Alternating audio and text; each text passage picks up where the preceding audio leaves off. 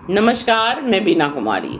आज चर्चा करेंगे, बिहार में एक नए पार्टी का जन्म हुआ है। 2 अक्टूबर यानी गांधी जयंती को उन्होंने अपने नए पार्टी के गठन के लिए चुना। पर प्रशांत किशोर पार्टी के गठन के साथ ही गांधी के विचारों के विपरीत शराबबंदी पर से बैन हटाने की बात कह गए। गांधी के मार्ग पे चलना सबके बस की बात नहीं है। गांधी का राजनीतिक इस्तेमाल करना और बात है। बिहार में दारू की महिमा देखिए। नीतीश शराबबंदी करके समाज में अमन चैन की दावा करते हैं, महिलाओं पर घरेलू हिंसा में कमी आने की दावा करते हैं, तो प्रशांत किशोर शराबबंदी हटाकर बच्चों को शिक्षा देने का वादा करते हैं। बिहार में शराबबंदी सही है या गलत, इस पर बहुत चर्चाएं हो चुकी है। मेरा निजी मत भी शराबबंदी को समाप्त करने का है, ताकि सरकार के राजस्व में बढ़ोतरी हो। यह सर्वविदित है कि बिहार में शराबबंदी के बाद शराब माफिया, पुलिस और नेता सबका एक सिंडिकेट चल रहा है। युवाओं को शराब की होम डिलीवरी का रोजगार मिला हुआ है। खाकी और खादी का अद्भुत गठजोड़ का नमूना है शराबबंदी। खैर, आज शराबबंदी के नफा नुकसान का चर्चा करना हमारा विषय नहीं है।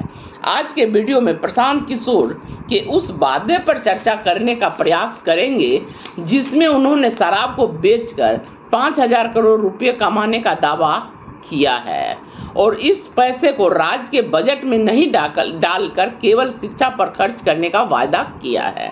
हो सकता है प्रशांत किशोर की बातें सच हो, परंतु गांधी जयंती के दिन गांधी जी के मूर्ति के सामने सार्वजनिक रूप से एक नई पार्टी के गठन की घोषणा के समय शराबबंदी से बैन हटाने की घोषणा गांधी का सम्मान है या अपमान, यह बिहार की जनता को तय करना है।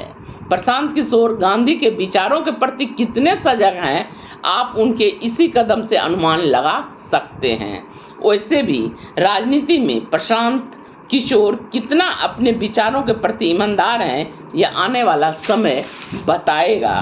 पर उनसे जुड़ी एक दो बातें पर यहाँ चर्चा करना मुनासिब होगा।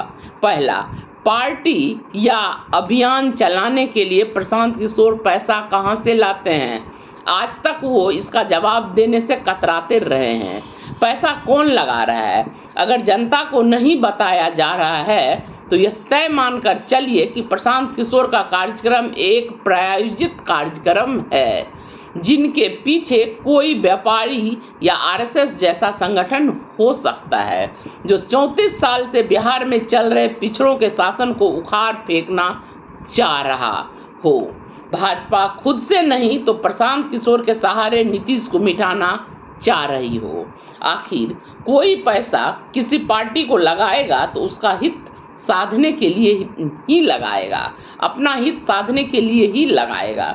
इसलिए प्रशांत किशोर को बताना चाहिए कि वो पैसा कहाँ से ला रहे हैं। दूसरा, कोई ईडी या सीबीआई प्रशांत किशोर के खर्चों का हिसाब नहीं मांग रही है। सारा खर्च नगद में हो रहा है।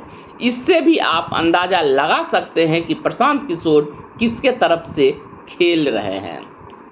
तीसरा, मीडिया में जितने पूरे विपक्ष को मिलाकर भी कवरेज नहीं मिला है, उससे ज़्यादा कवरेज प्रशांत किशोर को मिल रहा है मीडिया में। मीडिया किसके लिए काम करता है यह जनता को भली भांति मालूम है। स्वाभाविक है प्रशांत किशोर उसी के प्रतिनिधि हैं। चौथा, आखिर यह बताना बड़ा जरूरी है कि प्रशांत किशोर के झंडे में गांधी और अंबेडकर दोनों का चित्र है, तो क्या इन दोनों के विचारों के अनुरूप अपनी पार्टी चला पाएंगे प्रशांत किशोर?